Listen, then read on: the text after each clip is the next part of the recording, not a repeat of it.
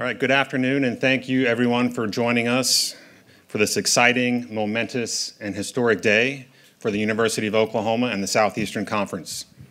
With us, to my immediate left, are President Joseph Harroz Jr., SEC Commissioner Greg Sankey, and OU Vice President and Director of Athletics Joe Castiglione. We will begin with brief opening remarks here at the podium from each of our guests, and then we'll take questions until approximately 3:30. President Harroz, would you like to get us started? This all seems very serious. Hey, it's good to see everyone. This has been, as you might know, some years in the making, and I was hoping to one day have this press conference where we actually announced that the University of Oklahoma was joining the Southeast Conference, and that day is today. So thanks to everyone for being here. I know you want to hear mostly from me. I found that to be true in intercollegiate athletics. I've seen a lot of you at board meetings. And it is an absolute pleasure to be here with, I think, two of the greatest minds, if not the two best minds, in all of college athletics. It's great to be here with the Southeastern Conference Commissioner Greg Sankey and Joe Castiglione, two of the best in the business, both with long tenures that have been here. Several years ago, when I took this role on, one of the first things brought to my attention was the changing nature of intercollegiate athletics.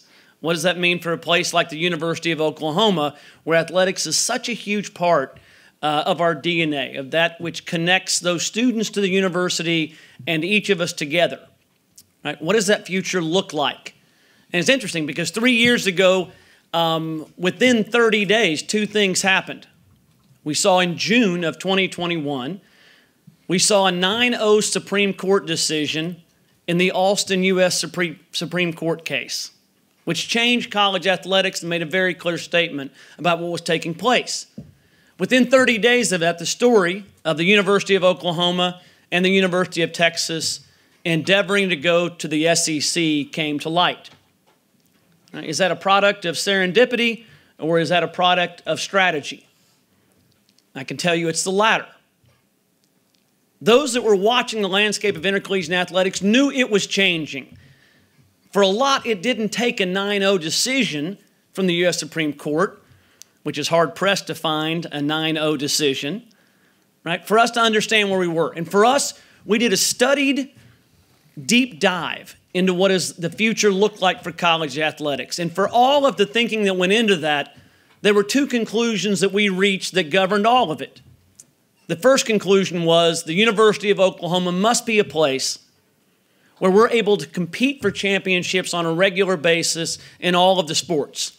Not make it into a final series, not make it into a playoff, but be in a position to win championships. And the second of those two critical criteria for us was that we wanted to remain among the handful of athletic departments in the country with universities that weren't subsidized, that didn't take money from the students or other sources to run. Being self-sufficient matters to us a great deal for a lot of reasons. And we realized that for us, in the particular position we were in, that if we did not make the move to the SEC, the date for that subsidy would be in 27, 28, 29, as early as those years. So the move for us was thoughtful and strategic, and it recognized the reality of intercollegiate athletics and where it is.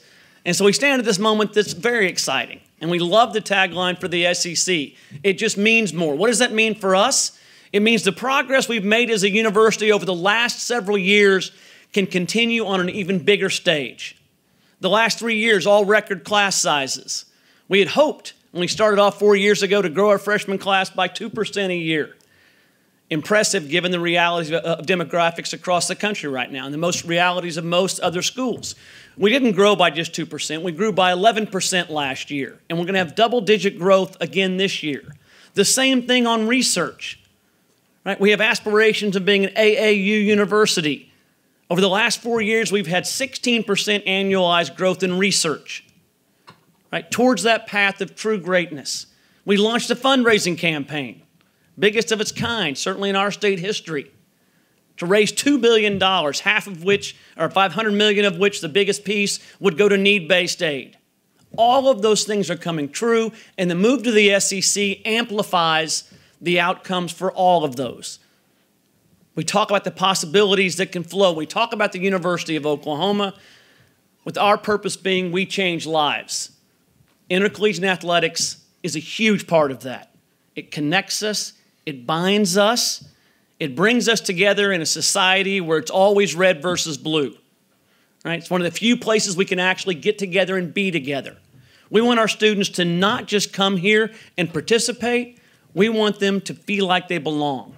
Intercollegiate athletics provides that. And today we celebrate a move to the SEC that ensures we accomplish both of those goals. It puts us with the best. It puts us with the best. It advances our ability to change the lives of the students that go here and to improve society in both small and big ways. Thank you. Mr. Sankey? I'm going to begin here at the table because I just want to commend the staff here. Like the exquisite attention to detail that the SEC logo is facing outward rather than the university logo like Joe's caught my attention. This day's been almost 3 years in the making, and as President Harroz said, I think for both sides, knowing the change that's happening around us, you could go back even further. For me, my first meeting with our presidents and chancellors in October 2015, they just provided a description of decisions they may have to make in the future. One of those being around conference membership movement and how do they think through those issues. And that became an annual point of visit, and obviously in 2021, as we headed into our summer meeting with our presidents, and then through that summer we made an announcement that leads us here. I really respect the way President Harroz and President Hartzell both positioned how we would approach this transition, and the words respectful and orderly were spoken from the very first moment that we talked about an invitation and the acceptance of that invitation in late July 2021. You've not seen banners and logos and heralding of the SEC move as they've been respectful of their colleagues in the Big 12. Yet that brings us today, where we are a 16-member conference. We are no longer 14 waiting for 2. We are at 16. And it's a personal point of pride to be here today to welcome officially the University of Oklahoma into the Southeastern Conference. And just one personal note, I made my first visit to the state of Oklahoma in 1969 as a 5-year-old. My grandfather was raised in Choteau, Oklahoma.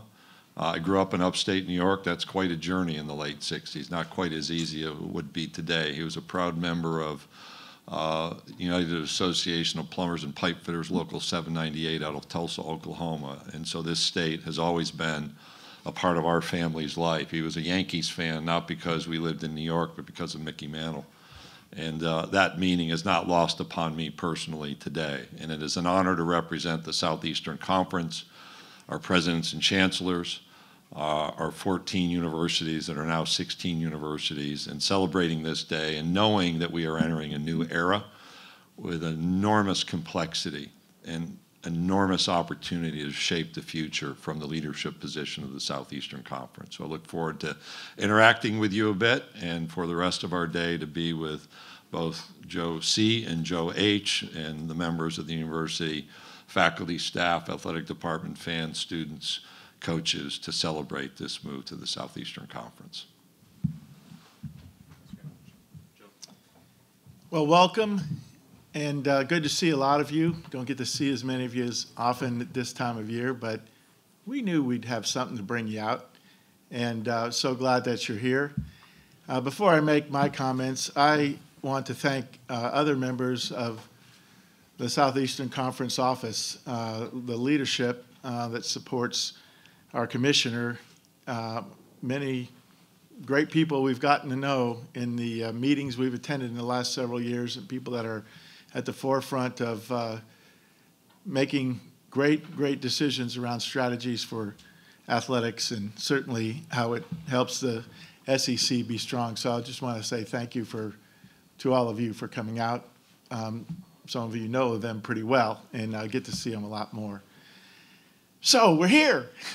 There's no more, hey, Joe, what do you think of, are you excited about, hey, when you get there, you're going to, and fill in the blank. Because many of you all have been asking me that for pretty much the last year, certainly more intentionally, but ever since we made the announcement, always talking about what's next, and we didn't have a lot of information, or at least we had information we couldn't give you at the time.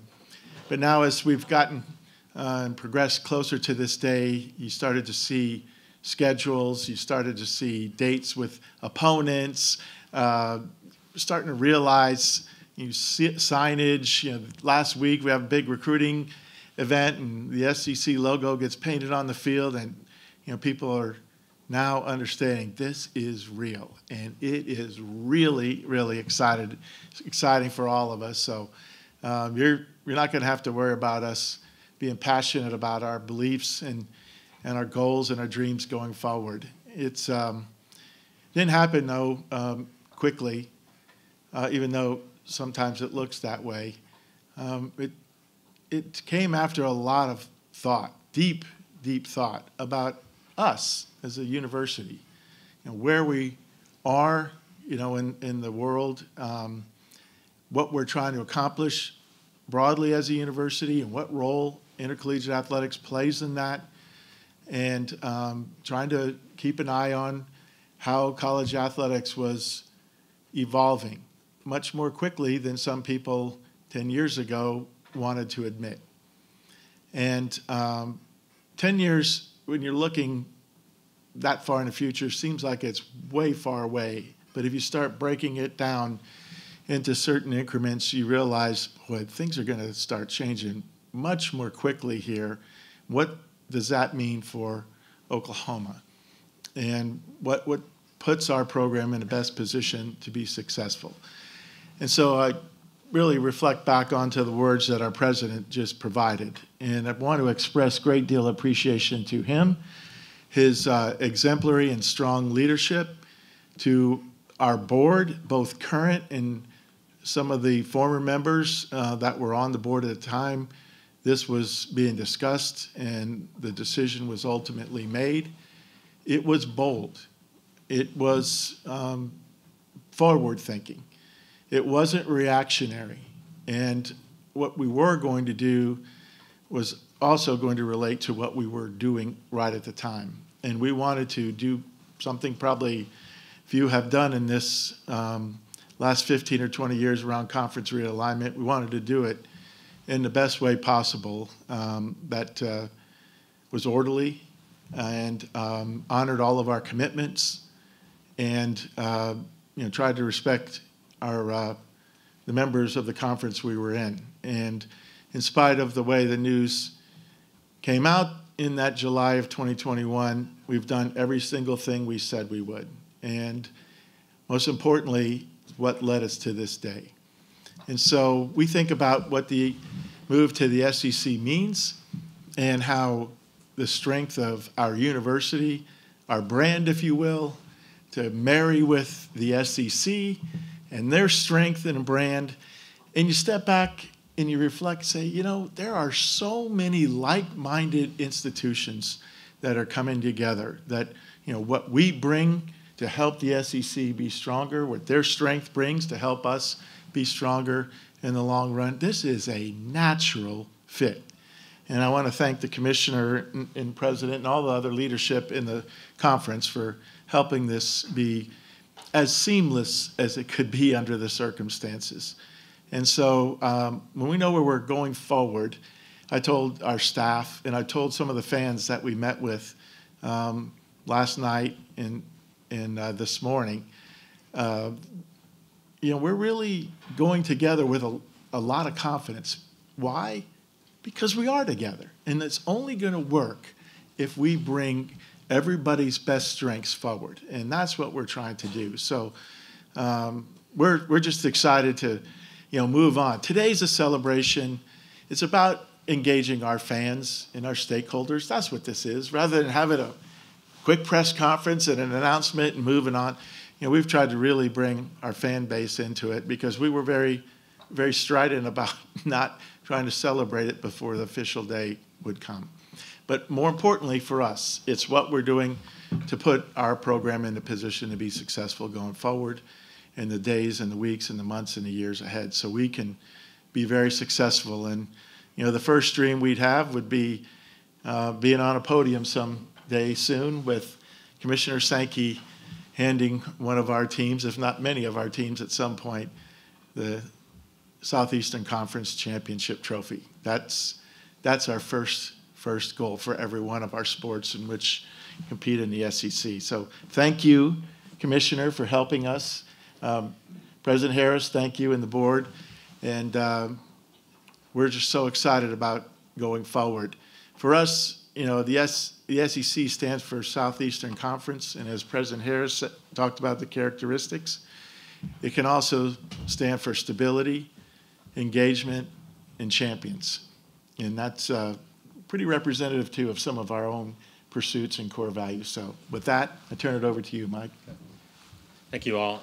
We'll go to questions now. If you do have a question, you haven't already let me know, raise your hand. I'll add you to the list. We'll get to you if we can.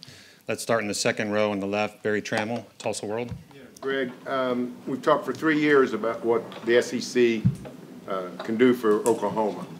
What is Oklahoma going to do for the SEC? Well, I noted the attention to detail there, so you got that one out of the way early. Obviously a 12th state, so new geography. They have a clear expectation of excellence that I think complements our current members, the national championship achievements, in the notion that a rising tide lifts all ships, setting the expectations in our league that Pat Summitt established in women's basketball years ago, or Skip Bertman and his impact on baseball. You look at the achievements here, noting that those can be brought over. The fan base was an important part, and in our athletics director's conversation, one of our ADs observed, as we think about expansion, we should apply the "it just means more" filter. I don't mean to be trite, but there's no objective data. It's the subjective analysis of, does the integration of that athletics program, that university, that fan base fit seamlessly with our current 14 members? And I think clearly it does. And so all of those elements are brought. You look at facilities as you drive around and see the softball stadium that's been built. I think that sets a new standard in some ways. We have great facilities across our league. I've heard plans for other activities.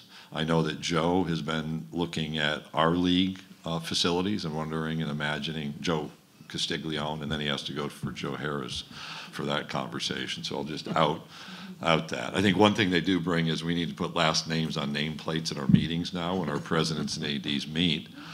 But they bring an elevation of expectation and a new set of challenges. They bring a new community, and the people here have the opportunity to visit new communities. I give the university and the folks in Norman from, I won't use the name right, but Chamber of Commerce or Visitors Bureau, who've been out scouting and thinking about how they communicate with our communities to bring people here. And so I think that's already been an action item, and I think that seamless integration you've heard about means they bring a reflection of who we are, and that helps us all achieve. I'll also note that when I thought strategically about expansion, what President Harroz commented on student enrollment and the changing demographic world is important across all of our campuses. And I felt that bringing in both Oklahoma and Texas helped build that level of interest across all of our campuses as we all compete for student population.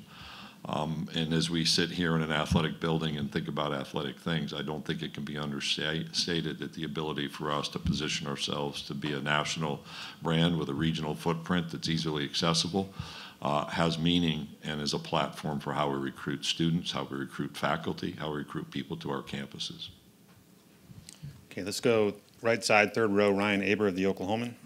Yeah, Joe Castiglione, I want to ask you, talking about the reasons that Joseph Harroz gave for the move, specifically the second one, the financial aspect of it, and keeping this athletic program one that doesn't need outside subsidy. How important was that? How challenging had it become, over the last few years, and especially as you look forward? And what is it about this move that makes that sustainable? Well, if anybody's been paying attention, you know that the expenses in college athletics or around college athletics are going up much faster than the rate of new revenue. And we're challenged every day and have been.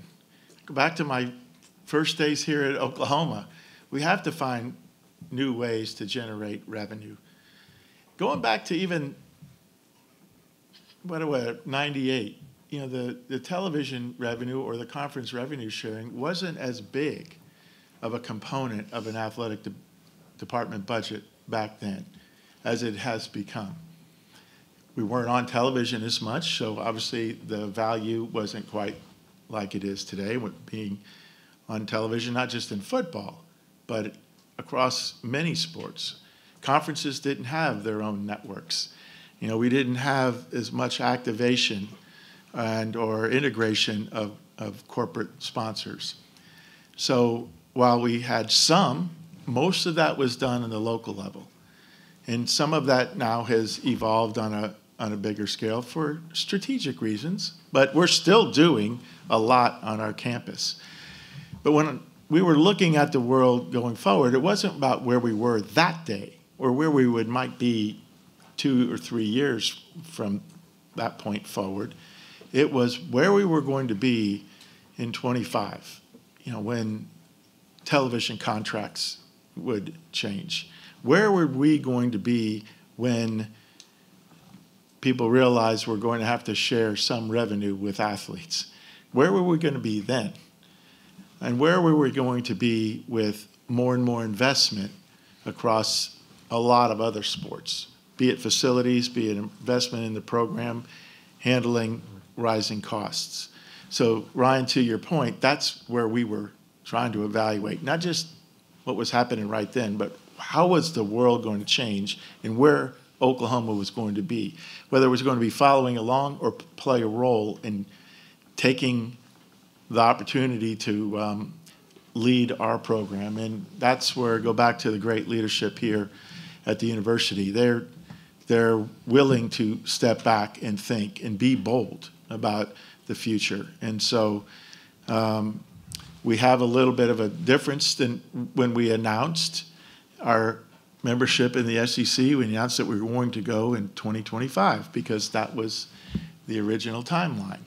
But as we've seen, so many other things took place in college athletics that forced all conferences to think a little differently. And one of the ways the Big 12 started thinking, it basically created an incentive to talk to us about an earlier departure, 1 year earlier. So we're here today instead of a year from now. And we're very, very excited about what that will mean for our program going forward, and understanding in some way, shape, or form, those things we saw 8, 10 years ago are happening before our eyes. And they're complex. We still have to find the right way forward, and we will. But now we've created a stability, and at least a model for stability, by partnering with the SEC and being a member, and for what we can do to help make the SEC itself stronger.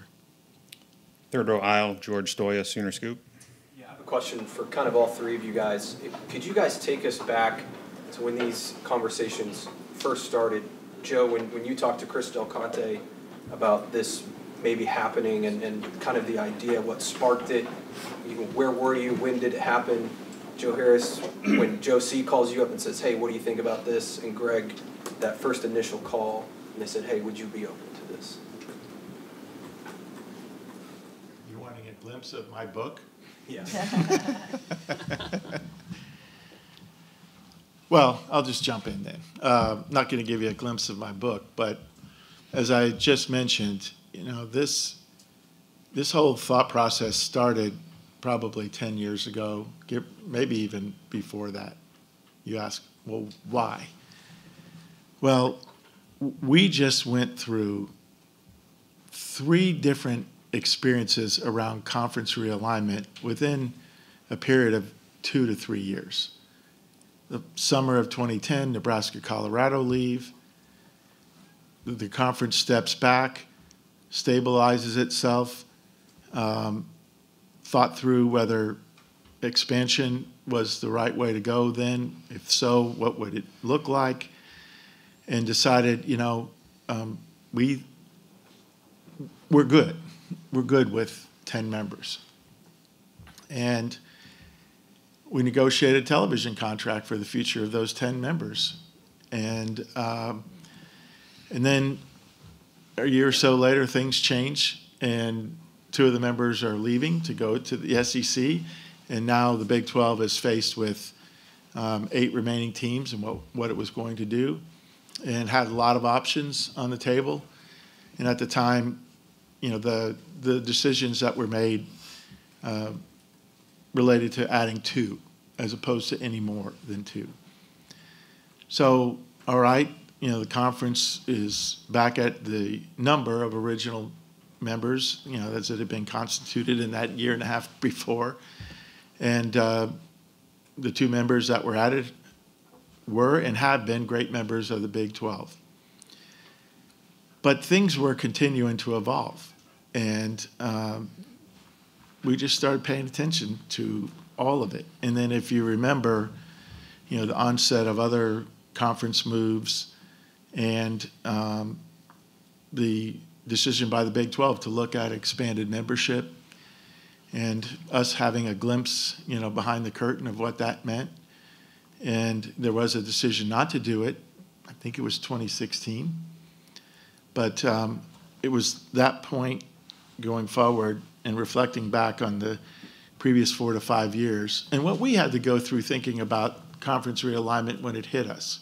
I mean, as everybody knows, there were other conversations that took place, in the summer of 2010 and even around potential conference realignment in other ways in the future. So those were the first moments we started thinking about what was best for Oklahoma.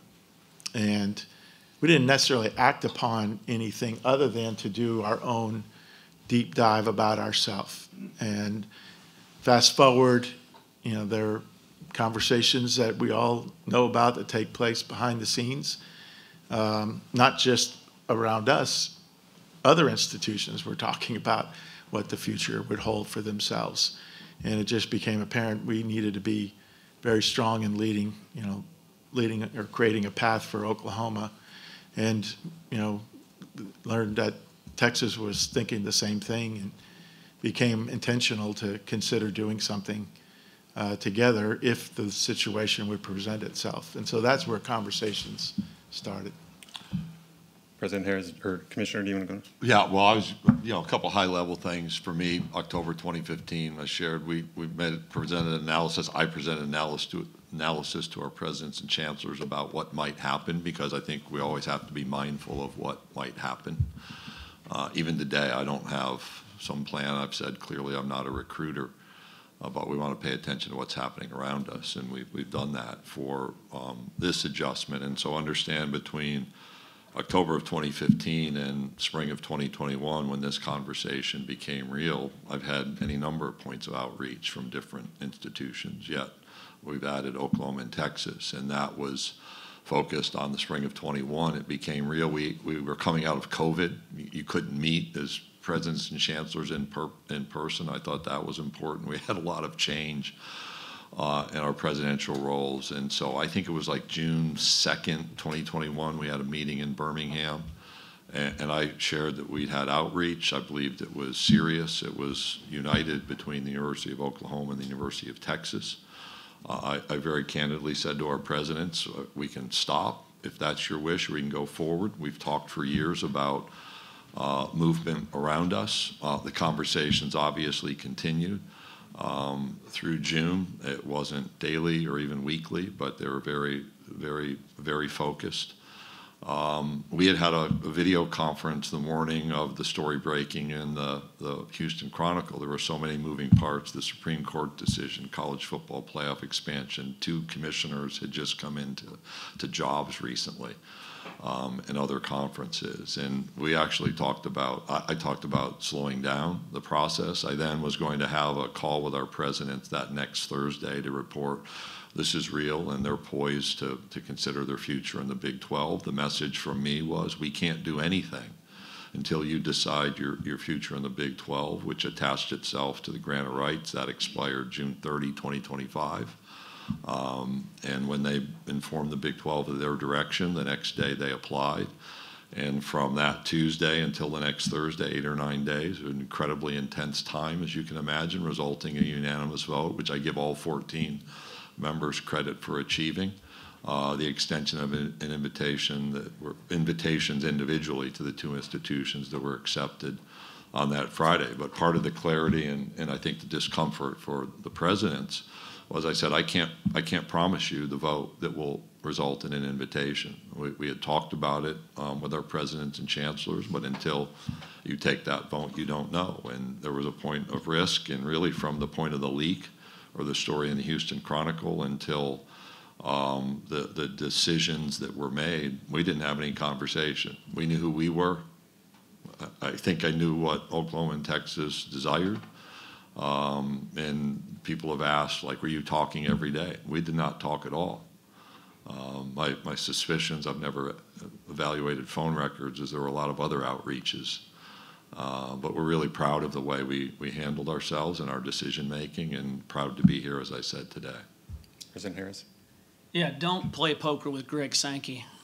Everything he said is correct.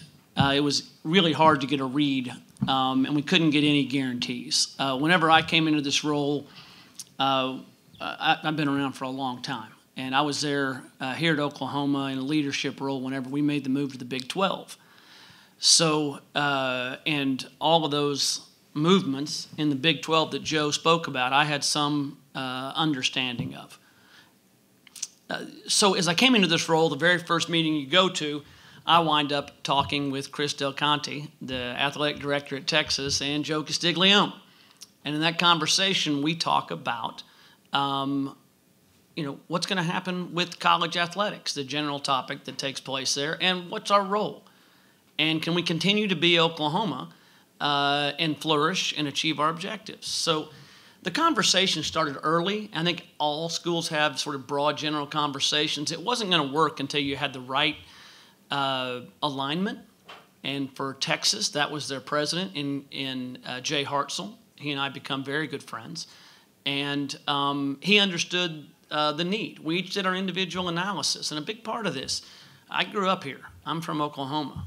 And you don't make a move like this without thinking about not just your school, but what does it mean for the state? Could I look state leaders in the eyes if and when this broke and tell them this is a good thing for our state and not just the University of Oklahoma?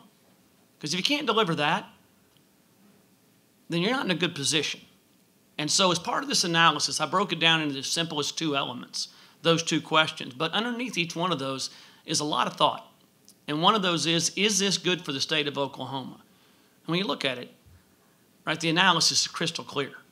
Those 14 schools bring over $100 billion in impact to their states, and they travel, and they get engaged, and it gives us a bigger stage.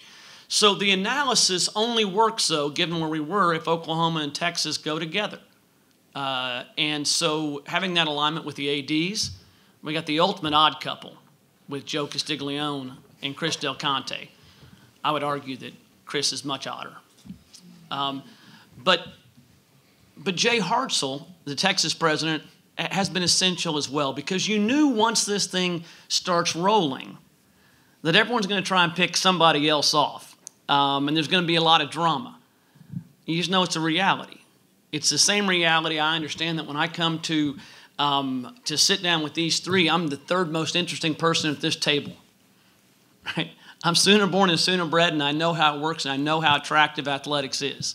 So we knew once it started rolling, people would try and pick off or divide or find reasons for it not to work. I think the reason this has worked and the reason we're here today is because it's the right people doing it for the right reasons. And it was important to us to do it in the right way. I think you see a lot of people in college athletics these days making decisions just for themselves and not thinking about the message that it sends. One of the conversations I was so proud of that took place during this process was, if we're going to leave, we're going to do it the right way. Right? And the right way for us to do this was to honor our commitment under the media rights agreement through 2025. Would have been a long time being in there in the conference, but it was the right thing to do that sends the right message. Because they had tried to extend those rights agreements before. We didn't extend. It couldn't have come as a surprise. So to us, a lot of the conversations had to come around, is it the right thing not just for each of the schools? Is it the right thing for the right reasons and beyond just your school? Is it good for Texas? Is it good for Oklahoma? And not just the universities of, but the states of. And then a number of conversations. And Greg is a terrifying person to try and, I tried everything I could to get him to commit the SEC would take us. And he wouldn't do it, right? Indicated he'd take it, but he wasn't going to get in the way of something.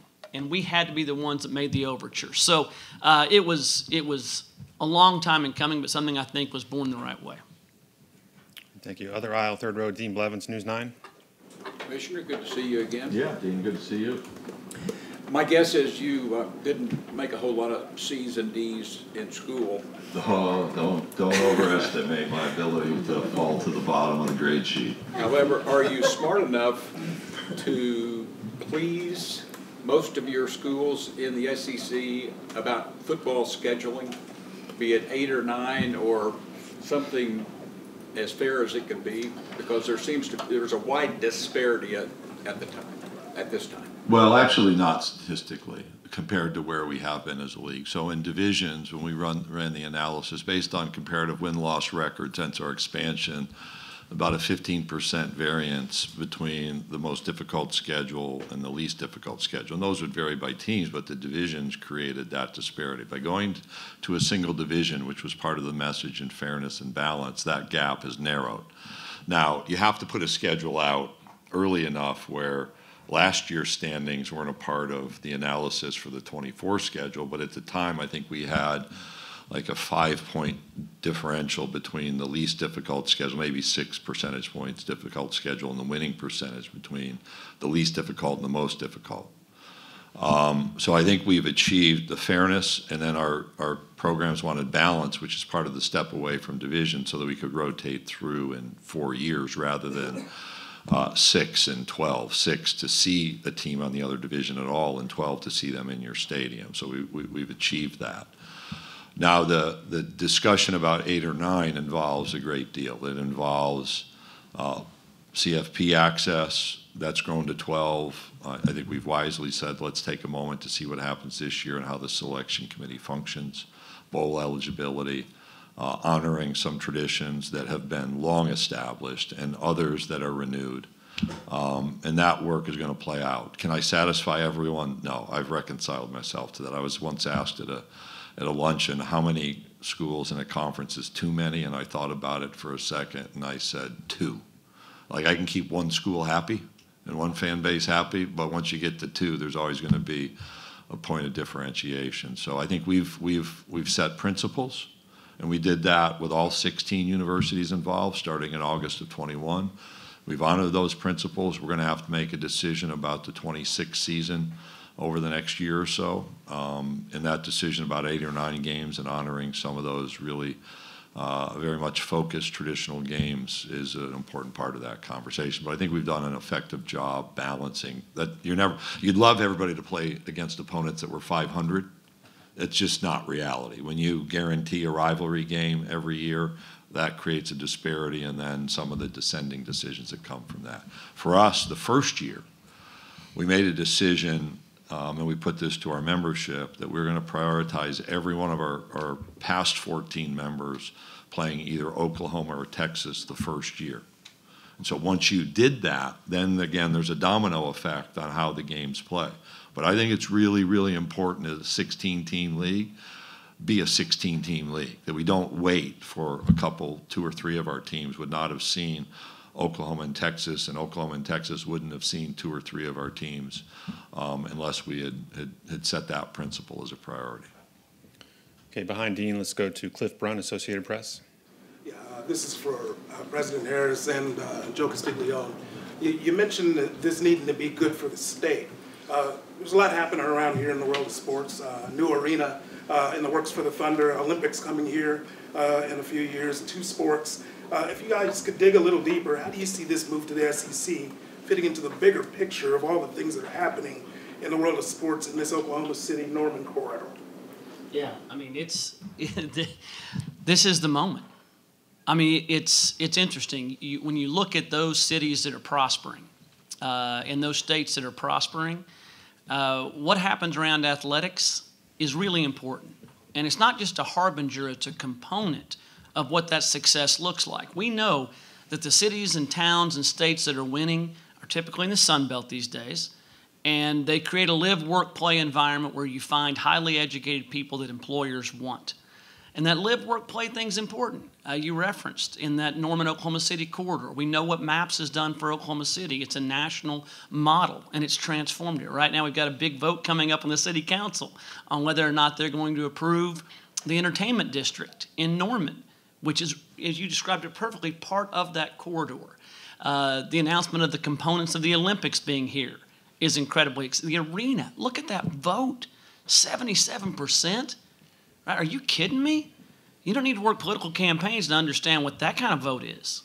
Right? That is a loud declaration of who we are and what we care about.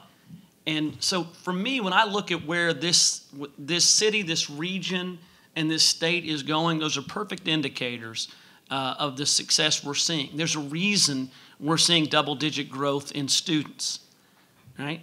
And if we can continue to build that kind of an environment where folks want to stay here and be here, it's a prosperous and virtuous cycle that feeds upon itself. So I'm hopeful that the city council passes the TIF district. I'm excited about what the Thunder are doing with the new arena that's going to be in place. And this move to the SEC, right? The ability to be a part of 12, other states that are out there in the biggest conference that exists, the light keeps getting brighter, right? And you've got to take the opportunity when it's there. And I think we're doing that as a city, Norman and Oklahoma City, and as a state. And I think we're going to continue to see more things like this occur. Josie, anything to add to that? No, I think that was very well said. Sports continues to be a unifier.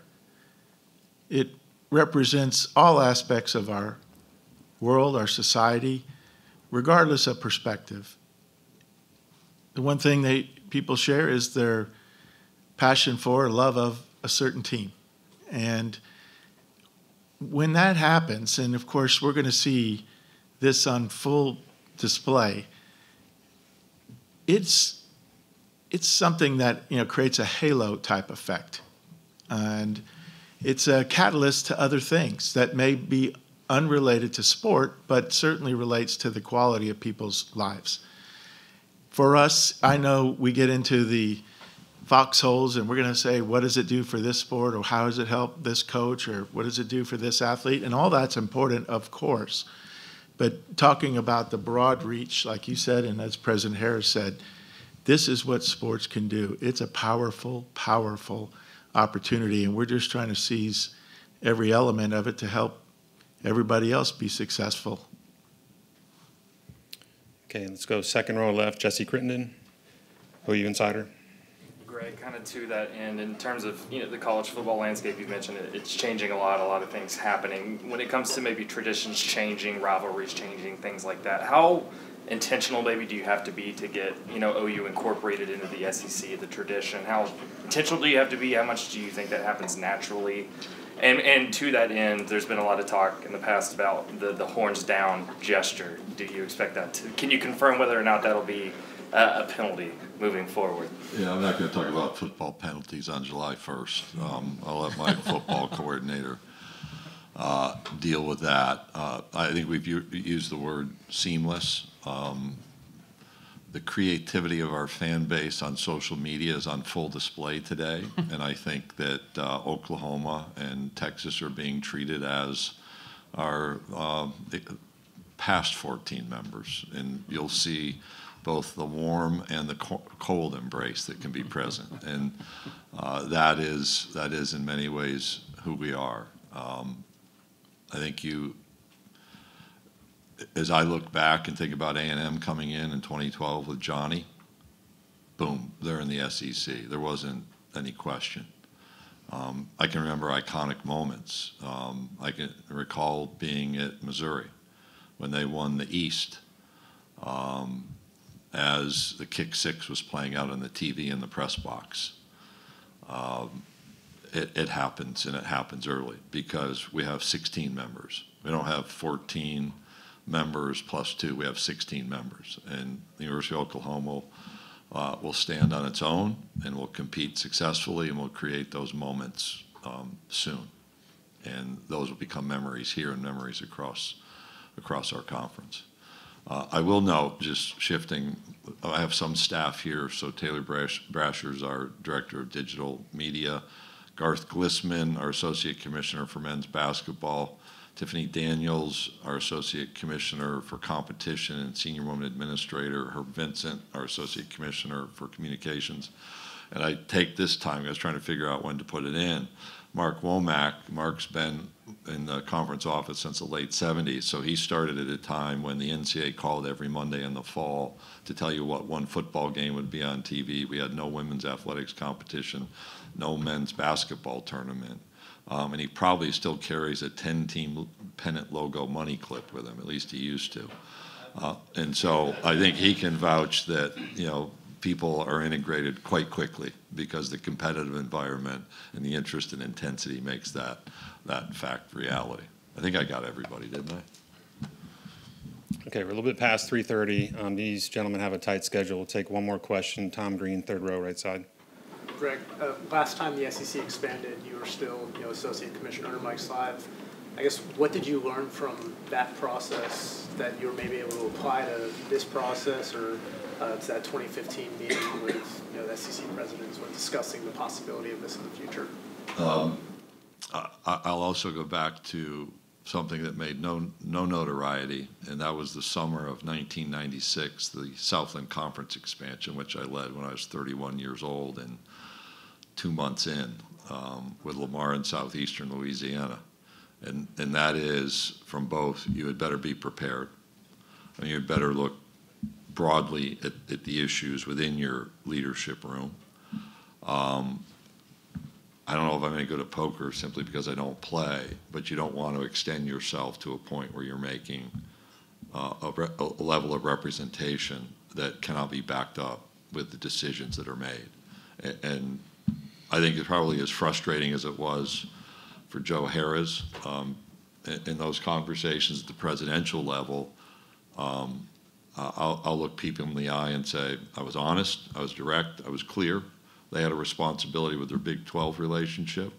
When they made that decision, then we could go forward with an invitation. And I told both presidents, I said, look, I don't need like the notebook of who you are. We know that. That's something that's happened in the past in expansion. We just need to know you want to be a part of it and are committed to it. And that produced a brief letter of application and then a lot of work to be done. And I think I saw the intensity of the work from the past expansion, because remember, that one fired up pretty quickly. The Longhorn Network concluded yesterday, ironically, and that fired up pretty quickly with A&M after our media days. But you can never assume it was done. And I think there was a quick expectation, as I recall. Mark, you can verify, there was a thought in like mid-July when it arose that we'd have some meetings and maybe by early August we'd have a direction, and that took another month. So don't assume anything.